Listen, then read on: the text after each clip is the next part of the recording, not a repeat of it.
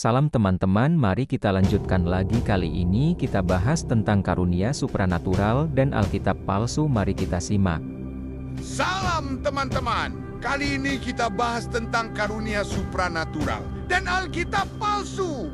Semua guru palsu pasti akan memberitakan Injil palsu. Sementara kita dapat melihat hal-hal seperti pernyataan misi komunitas karismatik atau Bethel, dan melihat pernyataan yang menggembirakan seperti ini. Kami percaya kepada Tuhan Yesus Kristus, Putra Tunggal Allah yang dikandung dari Roh Kudus, lahir dari perawan Maria, dan yang adalah diurapi Allah, yang diberi kuasa oleh Roh Kudus untuk meresmikan kerajaan Allah di bumi. Ia disalibkan untuk dosa-dosa kita, mati, dikuburkan, dibangkitkan, dan naik ke surga. Dan sekarang hidup di hadirat Allah Bapa dan di antara umatnya. Ia adalah Allah sejati dan manusia sejati. Kita dapat melihat sedikit lebih jauh.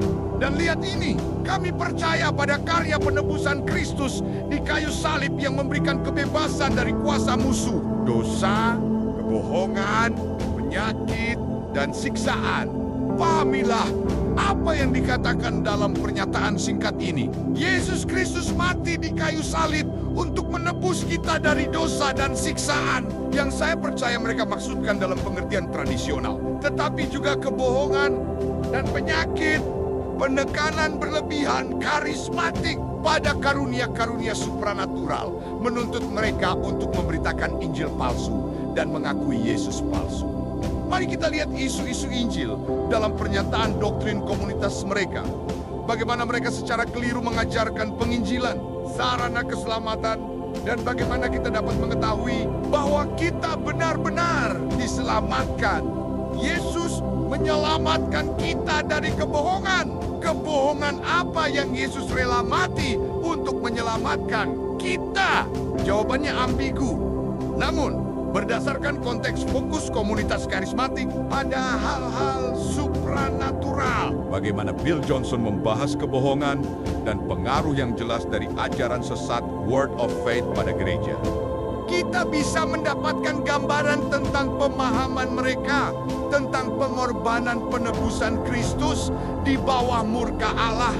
Dalam klip berdurasi 20 menit ini adalah kebohongan yang diciptakan oleh roh penipuan yang membuat kita meragukan otoritas kita atau menahan tetangga kita. Ini adalah kebohongan bahwa Tuhan tidak dapat memulihkan pernikahan atau bahwa seseorang tidak dapat berhasil dalam hidup. Sebelum doa penutup, ia memberitahu jemaat bahwa mereka perlu menerima kasih karunia dari Yesus untuk mengusir kebohongan ini.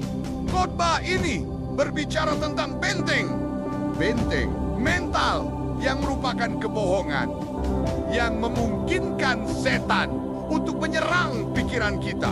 Berdasarkan penafsiran 2 Korintus 10 ayat 3-5, yang berarti benteng-benteng itu adalah pikiran-pikiran pribadi dan bukan pandangan dunia yang tidak alkitabiah.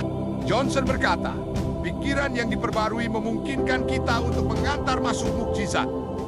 Bagaimana menurutnya? Pikiran yang diperbarui membuktikan kehendak Tuhan. Dan kehendak Tuhan adalah agar surga berada di bumi. Oleh karena itu, pikiran yang diperbarui memungkinkan kita untuk melakukan mukjizat, untuk mendatangkan surga sesuai dengan kehendak Tuhan.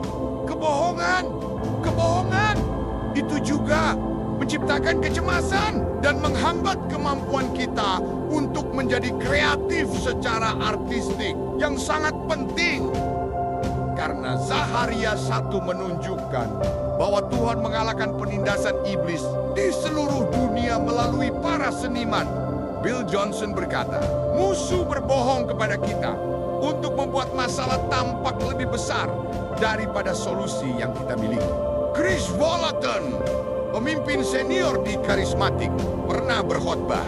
Itulah sebabnya saya percaya bahwa Paulus berkata, tetapi terutama bahwa kamu akan bernubuat. Karena ketika kamu bernubuat, firman menjadi dunia dan kamu telah mengubah takdir orang orang. Kamu menciptakan hal-hal yang tidak ada dan kamu menyebutnya seolah-olah ada. Saya percaya bahwa kamu dapat mengubah sejarah melalui pernyataan-pernyataan nubuat.